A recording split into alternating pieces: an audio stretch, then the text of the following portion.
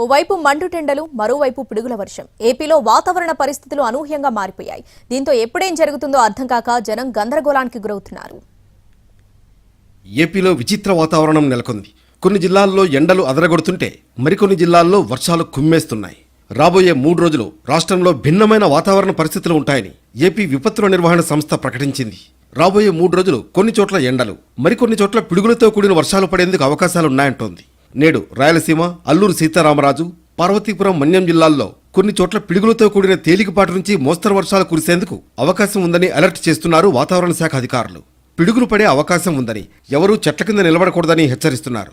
గత 3 రోజుల నుంచి మధ్యాహ్నం ఎండ తీవ్రత ఎక్కువగా ఉండగా సాయంత్రానికి వాతావరణం చల్లబడడంతో ప్రజలు ఉపశమనం పొందుతున్నారు.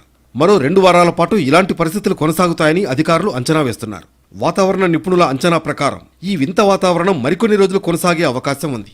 ముఖ్యంగా ఏప్రిల్ చివరి వారం వరకు ఉష్ణోగ్రతలు క్రమంగా పెరుగుతాయంటున్నారు. ప్రజలు అప్రమత్తంగా ఉండి అవసరమైన జాగ్రత్తలు తీసుకోవాలని సూచిస్తున్నారు.